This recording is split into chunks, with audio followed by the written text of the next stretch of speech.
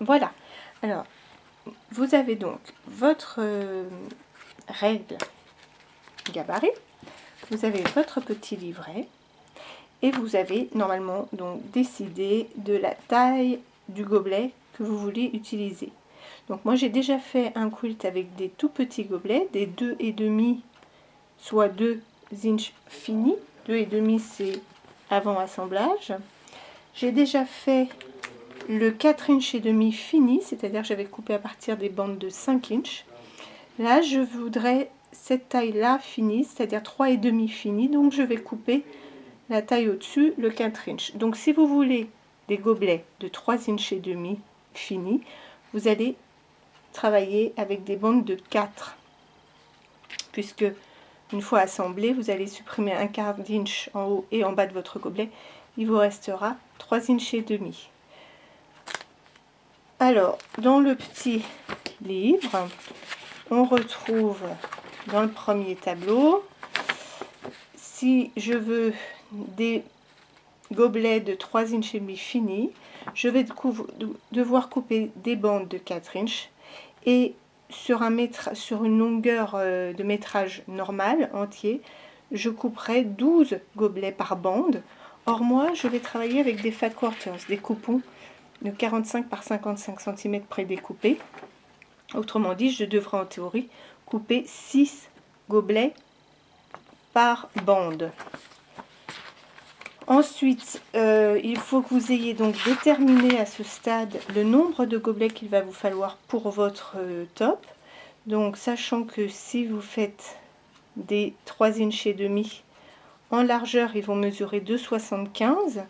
Donc, vous calculez 2,75 inches, combien vous voulez en mettre pour avoir la largeur de votre quilt. Donc, par exemple, si vous voulez un quilt qui fasse 36 inches, vous divisez par 2,75. Donc, on va le faire. 36 inches divisé par 2,75, ça fait 13 gobelets. Donc, si je mets 13 gobelets, j'ai presque 1 mètre. Il mesurera 91 cm hors bordure.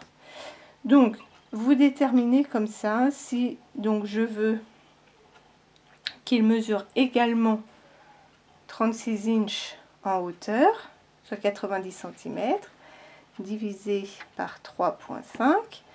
Dans l'autre sens, je vais avoir besoin de 10 gobelets. Donc on avait dit 13, enfin 10, 28, donc on va dire 11. Donc ça fait 13 fois 11. Ça fait que normalement, avec 135 gobelets à la louche, je devrais avoir de quoi faire un top de 90 cm par 90 cm, auquel je peux rajouter des bordures. Et ainsi de suite. Donc si vous voulez faire un quilt d'1,50 m ou de 2 mètres, vous procédez de la même manière. Vous avez ici donc les largeurs de gobelets par rapport à la hauteur de votre gobelet. Donc vous calculez par rapport à la largeur et à la hauteur du quilt que vous souhaitez faire. Donc une fois qu'on a fait ça, on va couper. Que vous utilisiez des chutes de tissu ou que vous utilisiez comme moi des fat quarters ou encore du métrage entier, ce qu'il faut, c'est toujours plier votre tissu et on va égaliser le bord à droite. Alors on va égaliser ce bord à droite parce que il n'est jamais droit. Donc que vous ayez une règle en centimètres ou en inch, ce n'est pas gênant, on ne s'en occupe pas. Vous vous mettez bien d'équerre et on élimine le bord. Ainsi, on a un coupon de tissu bien perpendiculaire. Et donc nous on a dit qu'on voulait des bandes de 4 inches. Donc je ne vais pas mesurer, je ne touche à rien, je ne retourne pas mon tissu. Je me mets à 4 inches, ce trait là, ça correspond, ça à 4 inches. Donc je le mets le long de mon tissu. J'approche ma règle ici. Donc je peux vérifier que je suis bien tout du long à 4 inches. Donc si vous avez fait la roue du charpentier avec les gabarits A ou B, ben c'était le même principe. Donc je suis bien alignée ici sur 4 inches. Ma règle vient embuter ici. Je peux enlever mon bloc et couper. Je ne lâche pas ma règle. Voilà, j'ai une bande de 4 inches. Donc vous allez couper autant de bandes qu'il vous faut en fonction de la taille du quilt que vous avez choisi de faire, sachant que si vous travaillez avec des fats, normalement on devrait en faire 6 par fat. Donc s'il vous faut 200 timbales, ben vous calculez combien de fat quarters il va vous falloir. L'appareil de notre bande, on élimine le bord qui n'est pas droit. Et on va mettre le 4 inches là. On a la largeur, donc on met la règle, on place le 4 inches là. On se place le plus possible au bord ici et on élimine ce petit triangle de tissu.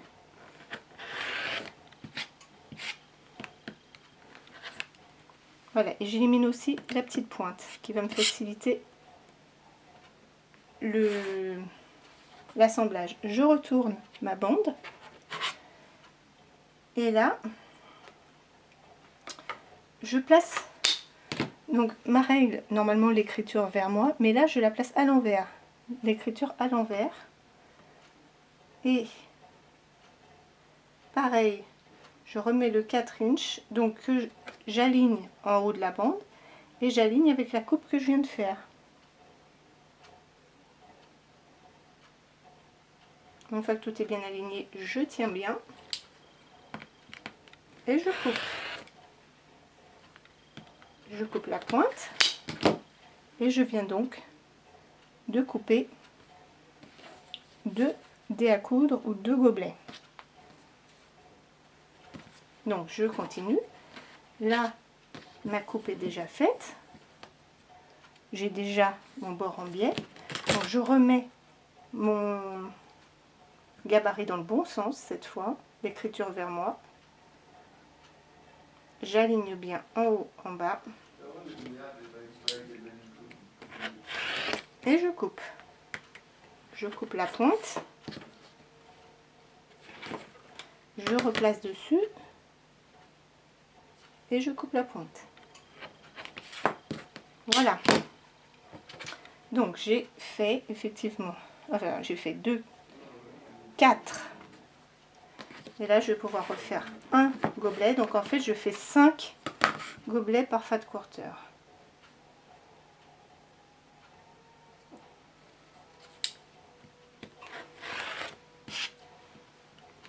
Voilà, donc dans une bande de mon fat quarter, en réalité je fais 5 gobelets. Donc après ben, il n'y a plus qu'à calculer combien de bandes de fat quarter il va me falloir en fonction du nombre de gobelets dont je vais avoir besoin. Voilà, alors après, quand on va assembler nos gobelets, admettons que je veuille faire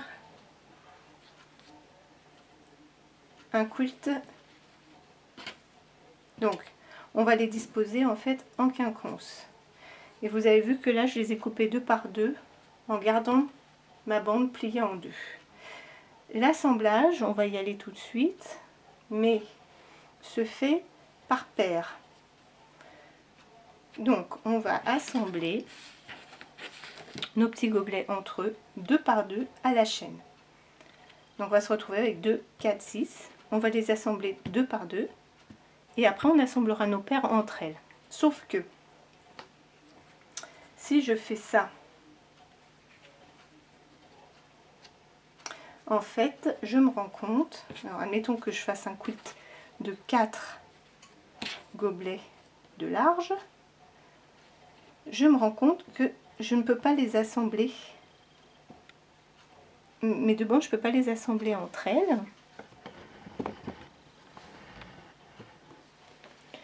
Parce que pour les assembler, il faut que les deux bases se fassent face, soit en vis-à-vis. Or là, ça ne va pas. Donc, il va falloir qu'à chaque bande, et ceci est rappelé dans le petit livre, c'est rappelé ici, page 10, il va falloir que à chaque bande, on rajoute un petit dé à coudre solitaire qui viendra compléter la bande, la rendre impaire et qui va nous permettre d'assembler entre elles, voilà, deux bandes. Donc, on va les assembler par paire, mais nos bandes devront être impaires pour qu'on puisse les assembler entre elles. Donc, il va falloir garder des petits dés à coudre solitaires qui viendront compléter nos bandes paires. Voilà. On passe à l'assemblage, ça va être un petit peu plus clair en le voyant.